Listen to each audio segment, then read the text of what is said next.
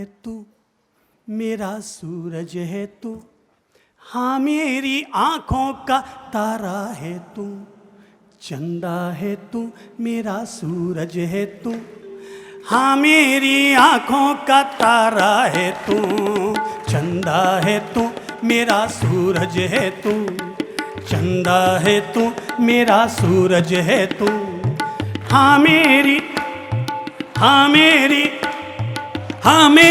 आंखों का तारा है तू, चंदा है तू, मेरा सूरज है तू। मत भूलो उन लोरियों को, उन लोरियों को मत भूलो जो कि माँ ने बचपन में हमें सुनाई थी और कहा था, तुझे सूरज कहूँ या चंदा, तुझे दीपक कहूँ या तारा, मेरा नाम करेगा रोशन जग में मेरा राज दुलारा। हो तुझे सूरज कहूँ या चंदा, तुझे दीपक कहूँ या तारा, मेरा नाम हो जग में मेरा राज दुलारा। हो तुझे सूरज कहूँ या चंदा। लोरियों को मत भूलो, भले भी लोरियां हमें हैप्पी बर्थडे पर सुनाई जाती रही हो, पर लोरियों को मत भूलो जो माँ ने जिंदगी भर हमें अपने बचपन में सुनाई है, और तब हमें लोरियां गुनगुना कर सुनाया जाता था।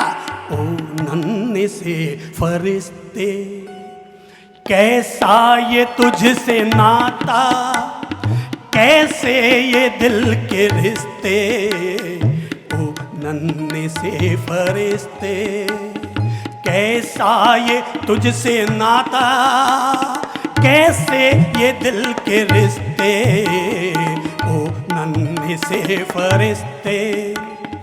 Happy birthday to you, happy birthday to you, happy birthday to you, happy birthday to you.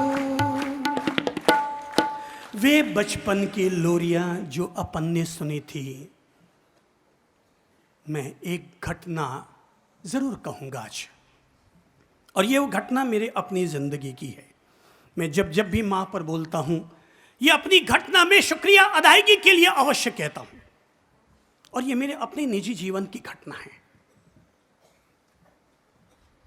एक ऐसी घटना कि जिस घटना ने हमें अपना मातृभक्त बना दिया। हमारी पूज्य मां की घटना। हमारे मां ने वर्षी तप किया। मां साध्वी थी, मां साध्वी थी, मां ने वर्षी तप किया। माता जी थे पालीतना तीर्थ पर, और हम लोग थे आगरा के पास। मां का हमारे पास खत आया, और मां का खत था, हम लोग निकल रहे थे कलकत्ता की तरफ। हमारा चातुर्मास कलकत्ता की तरफ घोषित था। हम लोगों ने कलकत्ता की तरफ विहार कर दिया था, और माँ का तभी, सभी लोग ध्यान से सुनिएगा, माँ का हमारे पास खत आया, और खत ये आया, माँ ने लिखा कि मेरे बेटे महाराजों, हालांकि मुझे ये गुस्ताखी नहीं करनी चाहिए, माँ ने लिखा कि हालांकि मुझे ये गुस्ताखी नहीं करनी चाहिए, पर बेटा पता नहीं क्यों रोज दिन में ये भाव उठते हैं, रात को सोते हो तो रात को सोते समय ये मन में भाव उठते हैं कि क्यों ना मैं अपने वर्षी तप का पारणा अपने बेटे पुत्र संतों के हाथ से करूं। मां ने लिखा कि बेटा, आप लोगों का विहार तो हो रहा है कलकत्ता की तरफ, और हम हैं यहां पालीतना में। हालांकि यह संभव नहीं है कि तुम लोग पालीतना तीर्थ आकर के मुझे पारणा करवाओ, पर पता नहीं रह रह कर मेरे दिल में ये इच्छा उठती है कि मैं अपने बच्चों के हाथ से, उन बच्चों के हाथ से पारणा करूं जिन बच्चों ने अपने बूढ़े माँ बाप की सेवा के लिए दीक्षा ग्रहण की, संन्यास ग्रहण किया। पता नहीं क्यों उन बच्चों के हाथ से पारणा करने की इच्छा होती है। माँ ने लिखा कि बेटा, अब तुम लोग जानो, तुम लोगों को क्या करना है, ये अब तुम लोगों पर निर्भर है। माँ का खत आया, चाहे महावीर हो या महादेव या मोहम्मद साहब, तीनों ही माँ से बने हैं, क्योंकि माँ के माँ से ही महावीर बना, माँ के माँ से ही महादेव बना, माँ के माँ से ही मोहम्मद साहब बना। माँ के आ से ही अल्लाह बना, माँ के आ से ही आदिनाथ बना, माँ के आ से ही आदि ब्रह्मा बना। माँ से हटकर दुनिया में किसी का कोई अस्तित्व नहीं है। माँ ने जब खत भेजा, हम लोग आहारचर्या करने लगे। आहारचर्या की खत पढ़ा, माँ का खत पढ़ा। दोनों भाई बैठे, पिताजी महाराज से अनुरोध किया कि इस तरह से माताजी महाराज का खत आया है, क्या करना चाहिए। पिताजी महाराज ने कहा कि बच्चों, तुम लोग सब सुयोग्य हो, जैसा तुम लोगों को ठीक लगे वैसा करो। हम दोनों भाई बैठे, क्या करना चाहिए निर्णय किया। पहले खाना खा लेते हैं, आहारचर्या कर लेते हैं, उसके बाद बैठकर चिंतन करते हैं। और तब सुबह 11 बजे जो खत पहुंचा था, दोपहर में 3 बजे तक हम लोगों ने, दोनों भाइयों ने ये निर्णय कर लिया कि माँ की कोई इच्छा अधूरी नहीं रहनी चाहिए। माँ की कोई भी इच्छा अधूरी नहीं रहनी चाहिए।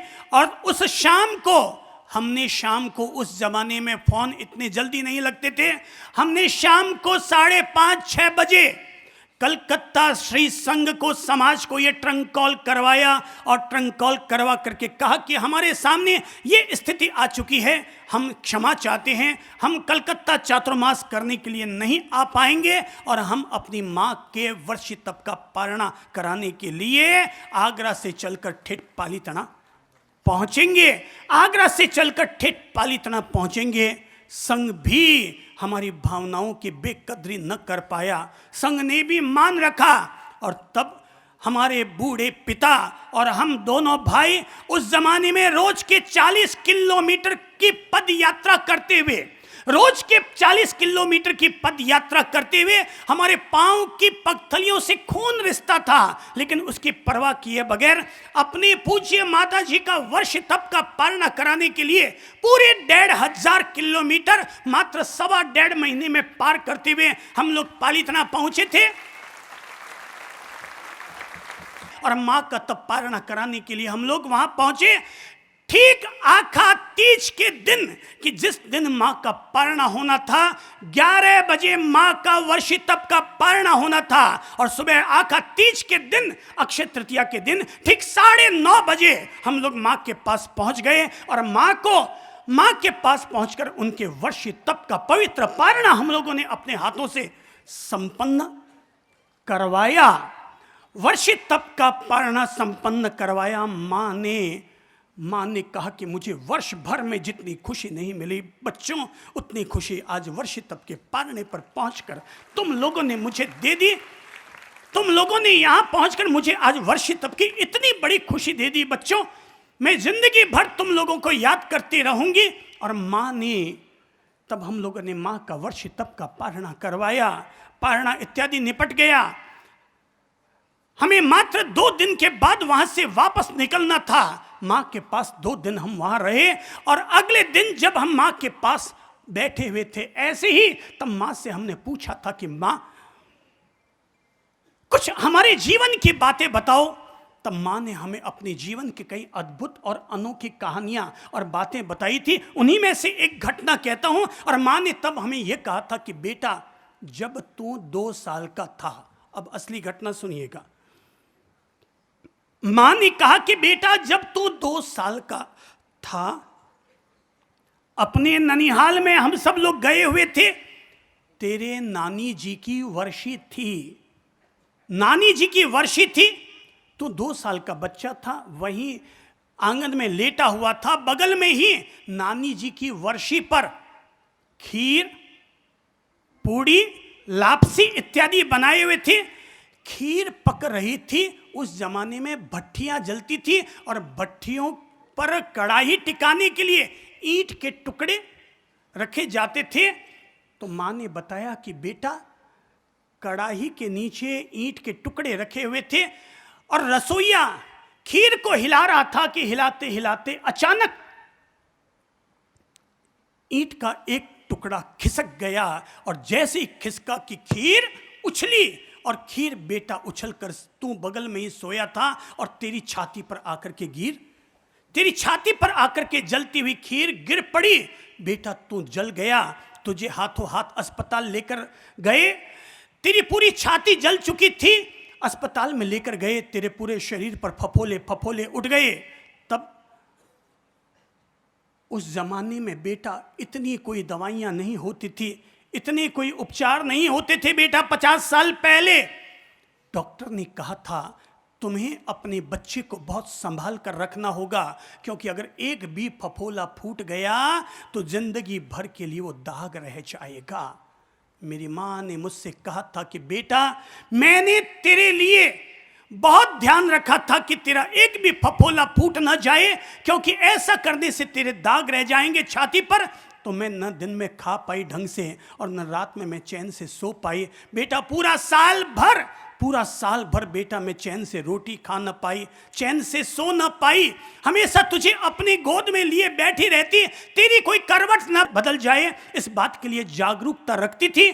बेटा मैंने तेरा बहुत ध्यान रखा, बेटा मैंने तेरा बहुत ध्यान रखा, पर बेटा फिर भी तेरे 2-4 फफोले फूट ही गए।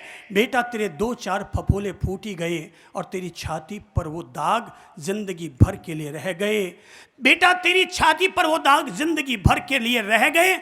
माँ ने जब मुझे अपने बचपन की एक घटना सुनाई, मैं वहां पर भीग उठा। मातृ प्रेम, मातृ भक्ति, मातृ वात्सल्य के आगे मैं नतमस्तक हो गया। और तब उसके बाद जब भी मैं अपनी छाती से कपड़ा हटाता हूं तो मुझे आज भी अपनी छाती पर ये छोटे छोटे दाग मुझे यहाँ वहाँ नज़र आते हैं। और जैसे ही मेरी नज़र, क्योंकि मैं मेडिटेशन करने वाला व्यक्ति रहा, ध्यान साधना में प्यार रखने वाला व्यक्ति रहा, हृदय पर ध्यान करता रहा, और जैसे ही हृदय पर ध्यान जाता मुझे अपने फफोलों पर भी ध्यान चला जाता। फफोलों पर जैसे ही ध्यान जाता मैं अपनी माँ के प्रति शुक्रिया में अपना शीश नवा बैठता। माँ तू है कि जिसने मेरे इन फफोलों को ध्यान रखा। और तब भी मैंने अपनी माँ को एक गीत गुनगुनाकर, तब भी मैंने माँ को वहाँ पर भी गीत सुनाया था, और आज मैं आप लोगों को भी वही गीत सुना रहा हूँ। जो गीत मैंने अपनी माँ को सुनाया था वही गीत मैं आपको सुना रहा हूँ। पर मैं इतना ज़रूर बता दूँ, उन फफोलों को देखकर साल भर तक मेरी माँ ने मुझे बेदाग रखने के लिए जो तपस्या की थी, तब भी मैंने माँ को कहा था कि उसको नहीं देखा हमने कभी, अरे उसको नहीं देखा हमने कभी, पर इसकी जरूरत क्या होगी। हे माँ तेरी सूरत से अलग भगवान की सूरत क्या होगी। उसको नहीं देखा हमने कभी, ऊपर वाले को उसको नहीं देखा हमने कभी, पर इसकी जरूरत क्या होगी। हे माँ तेरी सूरत से अलग भगवान की सूरत क्या होगी। हे माँ तेरी सूरत से अलग भगवान की सूरत क्या होगी। समझे उसके लिए माँ बहुत महान है, ना समझे उसके लिए माँ बिहाड़ मांस का एक पुतला है। समझे तो नदी नदी नहीं, नदी भी गंगा का पवित्र जल है, और ना समझे उसके लिए वो बहता पानी है। समझे तो उसके लिए मंदिर की मूर्ति भी भगवान का रूप है, और ना समझे तो उसके लिए वह भी पत्थर का टुकड़ा है। समझे आदमी तो माँ नहीं, माँ भी धरती पर भगवान है, और ना समझे तो उसके लिए भी माँ बीवी की जैसा ही हाड़ मांस का पुतला है। मैंने अपनी माँ से कहा था, और चाहूंगा आप सब लोग भी अपनी अपनी माँ से ये लाइनें जरूर कहें, क्योंकि माँ का दर्जा बहुत ऊंचा होता है। वो काली है, गोरी है, सांवली है, ठिगनी है, मोटी है, पतली है, रूप गौण है, उसका पेट का घर और उसका अमृत का आंचल मुख्य है।